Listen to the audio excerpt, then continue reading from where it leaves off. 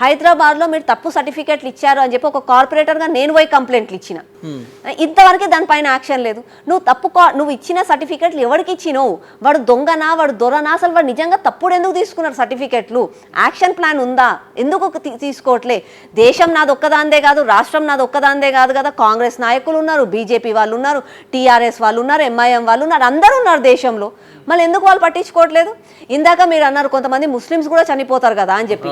Terrorist వస్తాడు, వాడు వచ్చి గన్ను పట్టుకొని చంపే ముందు ఆ బుల్లెట్ మీద ఈ బుల్లెట్ పోయి కేవలం హిందూకే తగలాలి అని రాసి ఉండదు కదా. వాడు షూట్ చేసినప్పుడు అందరినీ షూట్ చేస్తాడు. వాడు అందులో హిందువులు చచ్చిపోతారు, మొన్నైతే కంపల్సరీ హిందూనే టార్గెటెడ్ గా చేశారు. కానీ నార్మల్ గా కూడా ఒక బాంబు పేలుస్తాడు. ఒకవేళ వాడు బాంబు పెట్టినప్పుడు ఆ బాంబు పేల్చేటప్పుడు అరే హిందువులనే చంపాలి, ముస్లింస్ ని చంపొద్దని ఆ బాంబుకి తెలియదు కదా. అది పేలినప్పుడు అందరు చచ్చిపోతారు అందులో. మళ్ళీ అందులో ఉన్న వాళ్ళు నీ వాళ్ళు కూడా ఉన్నారని చెప్పి నువ్వు కూడా ఆలోచించాలి కదా. ఎందుకు ఆలోచించట్లే ఇప్పటికీ కూడా? సో ఈ టెర్రరిస్ట్ అంశాన్ని దృష్టిలో పెట్టుకొని ముఖ్యమంత్రి గారు కోవతుల ర్యాలీ నిర్వహించిండు. ఓవైసీ బ్రదర్ కూడా అందులో పాల్గొన్నాడు. సో ఎట్లా దీన్ని ఎట్లా చూస్తారు? కొవ్వొత్తుల ర్యాలీ వెలిగించగానే అయిపోతుందా?